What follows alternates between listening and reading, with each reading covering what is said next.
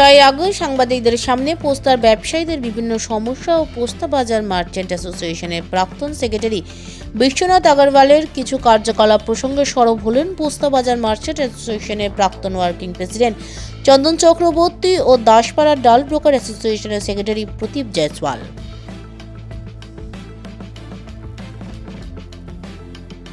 আপনার ব্রাইডাল ট্যালেন্টকে তুলে ধরার বড় মঞ্চ মহেশতলা ব্রাইডাল ফেস্ট 2026।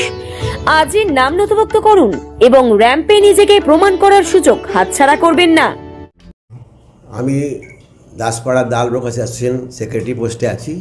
আমাদের দাসপাড়া 240টা ডাল মিল আছে, সেখানটার সঞ্চালন সেক্রেটারি পোস্টে আমি আছি। আমি দাসপাড়া থেকে শুনলাম যে পোস্তামাদি ঘটনা ঘটেছে, খুব ঘৃণার ব্যাপার ছিল, কিন্তু দোষার ওপর 100% বিশ্বনাথ আগরওয়ালের। বিশ্বনাথ আগরওয়ালের সঙ্গে 2022-এ একটা আমি চিঠি দিয়েছিলাম দাসপাড়া ডাল ব্রোকার অ্যাসোসিয়েশন থেকে, যে পোস্তায় একটা পার্টি ছিল দুলাল চন্দ্র ঘোষ, সে ডিফল্টার হয়ে যায় 2024-এ বা 2022-এ। তখন আমরা ওনাকে চিঠি বলেছিলাম যে আপনি এই টাকার কি ব্যবস্থা কি করতে পারবেন করুন। উনি বললেন দেখুন আপনারা মাল বেচুন, কোনো চিন্তা করার দরকার নেই, টাকা ডুববে না। তারপরেও টাকা দুলাল চন্দ্র ডিফল্টার হয়ে গেলো, টাকা আমাদের ডুবে গেল, মিনিমাম কোটি টাকা আমাদের ডুবে আছে। বিশ্বনাথ আগরওয়াল অ্যাসোসিয়েশনে বসে আমাদের বললো, মিটিং করলো যে আপনারা কোনো রকমের চিন্তায় যাবেন না, আমার কথা হয়ে গেছে, টাকা সবাই পাবে। কিন্তু আজ 2026 এসে গেল, আজ পর্যন্ত আমরা টাকা পাইনি। ওই জন্য আজকে আমার পুরো ব্যবসা পুরো হ্যাম্পার হয়ে গেছে। দাসপাড়া অনেক জনের টাকা, কোটি টাকা, মিনিমাম কোটি টাকা আমাদের ফেসে আছে। ডালের টাকা, ডালের ব্যবসা ছিল ওনার। তার মধ্যে আমরা যখন দালালি করতাম, আমাদের দালালির ব্যবসা আছে, আমাদের মিল বেলা আছে। যখন পোস্তার মধ্যে দুলাল চন্দ্র ঘোষ পোস্তা চেয়ারম্যান ছিলেন, সীতানাথ ঘোষ, তোর ছোটো ভাই দোকান ছিল দুলাল চন্দ্র ঘোষ, ও ডালের ব্যবসা করতো। তখন ব্যবসাটা অনেক ডিলে হয়ে গেল। তখন সীতানাথ বাবু বিশ্ববাবুকে বললেন যে কোনো চিন্তা করার দরকার নেই, আমি সবাই টাকা দিব, বাবার নাম ডুববে না।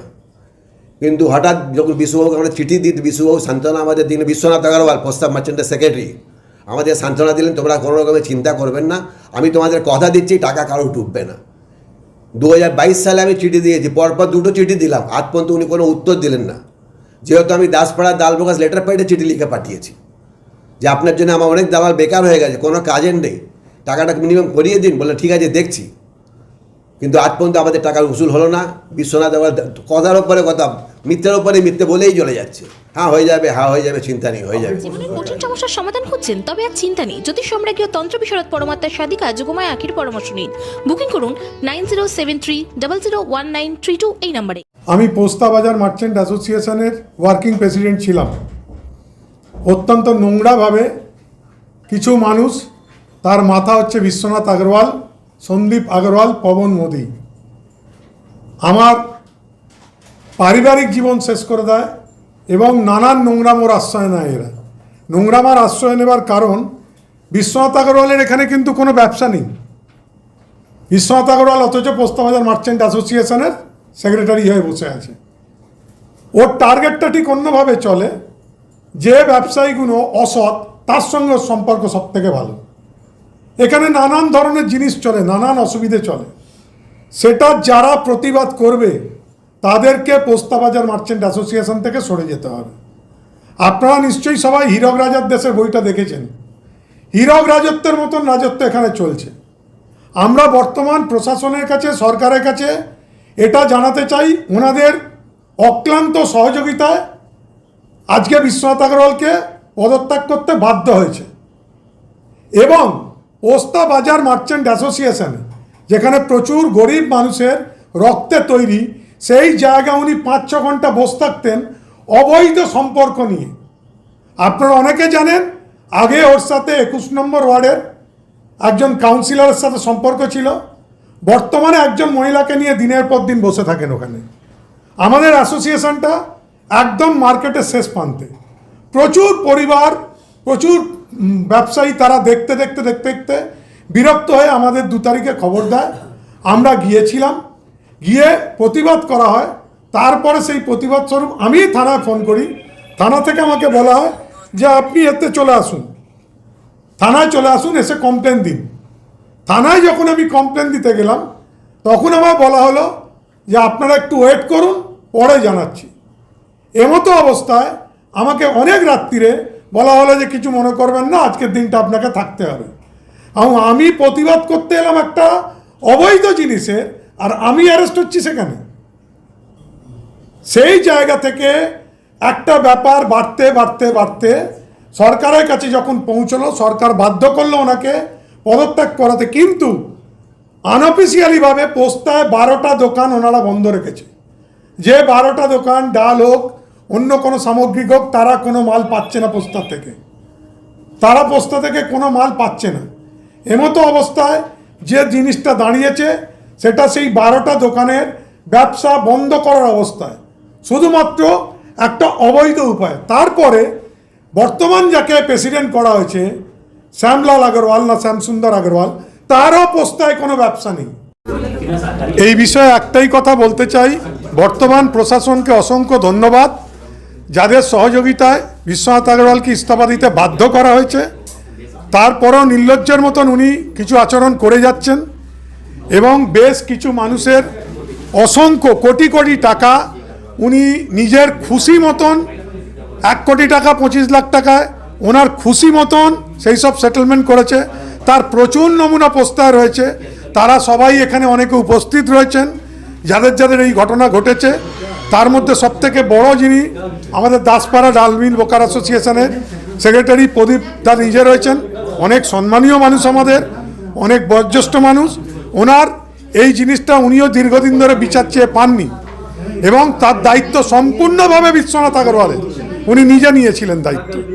আজকে আমরা খুব হ্যাপি, সেটাই আমরা জানাতে চাই যে আমরা ওনাকে ওই হিমশৈলের মতন একটা জগদ্দল পাথরকে সরাতে পেরেছি।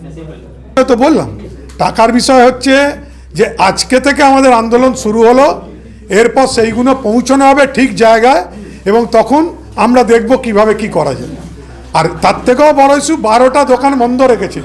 সেই 12টা দোকান কেন বন্ধ রেখেছে, কোন পারপাসে, আমাদের থেকে সেটা আমরা রিটিন চাই। কারণ কোনো এক জায়গায় আমাদের সেটা পৌঁছানো হবে যে কেন 12টা দোকান বন্ধ আছে, কোন জায়গা থেকে।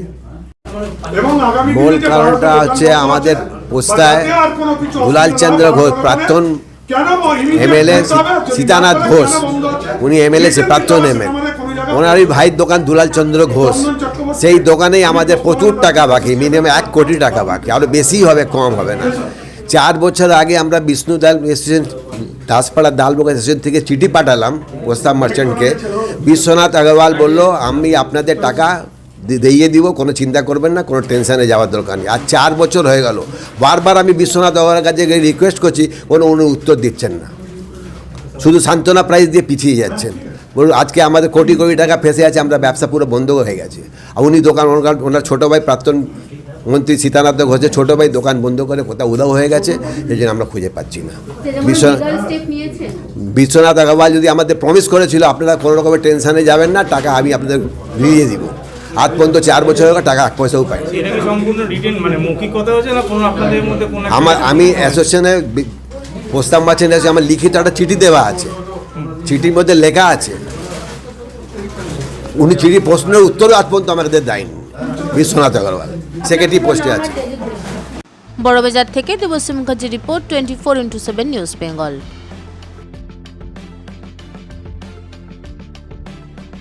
মা আসছেন, চারিদিকে শুরু হয়েছে দুর্গাপুজোর আনন্দের প্রস্তুতি।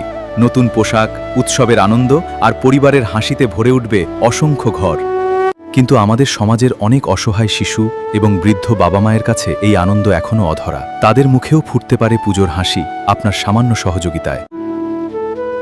এই শারদোৎসবে মাতৃশক্তি সম্মান উদ্যোগ নিয়েছে অসহায় শিশু ও বৃদ্ধ বাবা মায়েদের হাতে নতুন পোশাক তুলে দেওয়ার। আপনিও আপনার সামান্য অংশ বাঁচিয়ে একটি শিশু অথবা একজন বৃদ্ধ বাবা মায়ের নতুন জামার দায়িত্ব নিন।